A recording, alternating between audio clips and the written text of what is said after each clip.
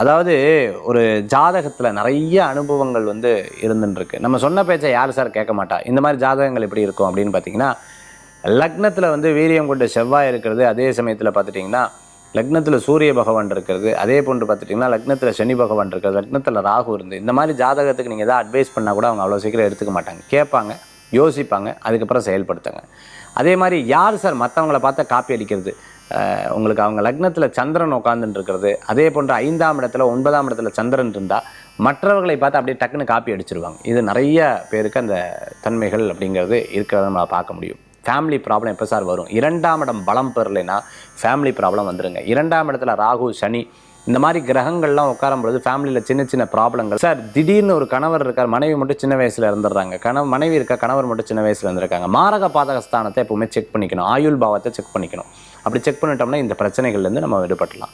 தொழில் ரீதியாக கொண்டு போட்டேன் சார், வேண்டாம்னு சொன்னாங்க, நஷ்டமாயிட்டேன். 10ஆம் இடம் அந்த தசாபுத்திக்கு 12ஆம் இடத்தை காண்பிச்சுன்னா விரயம் தாங்க. 10ஆம் இடத்தை தசாபுத்திக்கு 12ஆம் இடத்தை காமிச்சுன்னா உங்களுக்கு விரயமாயிடும். அதனால் தொழிலில் விரயம் பண்ணுறதுல ரொம்ப டக்குன்னு பண்ணிடாதீங்க. ஏன்னா மற்றவங்களுடைய சேவிங்ஸை வாங்கி நீங்கள் செலவு பண்ணுவீங்க. கணவராக இருந்தால் மனைவி, மனைவியாக இருந்தால் கணவருடைய. அதனால் 12ஆம் இடம் வேலை செய்யுதா, தசாபுத்தி 12ஆம் இடத்தை வந்து சிக்னிஃபைன் பண்ணுதா அப்படிங்கிறத அஸ்ட்ராலஜர்கிட்ட கேட்டுக்கிறது ரொம்பவே நல்லது. எப்போ சார் ஆபத்தில் போய் இப்போ நம்ம மாட்டிப்போம்? 8ஆம் இடம் சம்மந்தம் போது ஆபத்தில் மாட்டிப்போம். 2ஆம் இடத்து கூட சம்மந்தப்படுவது பண சம்மந்தமான ஆபத்து.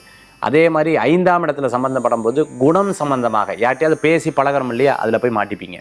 ஸோ இந்த மாதிரி விஷயங்கள்லாம் உங்களுக்கு ஏற்படக்கூடியதாக இருக்கும். சந்தேக உணர்வு எப்படி சார் வரும் அப்படின்னு பார்த்தீங்கன்னா, இப்போ தசாபுத்தியில் சந்திர புத்தி சந்திர தசை நடந்துச்சுன்னா சந்தேக புத்தி வந்துடும். அதே சமயத்தில் ஜாத லக்னத்தில் சந்திரன் சம்மந்தப்படுறது, 5ஆம் இடத்துல சந்திரன் இருந்தால் கூட சந்தேக எண்ணங்கள் நிறையா இருக்கும். இது கூட சனியுடைய ஆதிக்கமும் இருக்கும்பொழுது சந்தேகம் நிறைய இன்னும் ட்ரிபிள் மைண்டை கொடுக்கக்கூடியதாக இருந்து கொண்டிருக்கும். ராகு சம்மந்தப்படும் போது அதை நிர்ணயித்து அது தப்பு ரைட்டுன்னு பார்க்காம அது கூட ஃபைட் பண்ணக்கூடியதாக இருந்துட்டு இருப்பீங்க. குழந்தை வரத்தை பற்றி பேசுவோம். குழந்தை வரம் இல்லை, குழந்தை வரம் பாதிக்கப்பட்டிருக்கு. மலட்டு ராசின்னு சொல்லுவாங்க. இந்த ராசியில் போய் 5ஆம் இடத்துக்கு உண்டான அதிபதி உட்காந்து அவங்களுக்கு குழந்தை தடையாகிறது. 5ஆம் இடத்துல கேது சம்மந்தப்பட்டாலும் குழந்தை தடையாகிறது. சனி சம்மந்தப்பட்டால் லேட் ஆகிறது.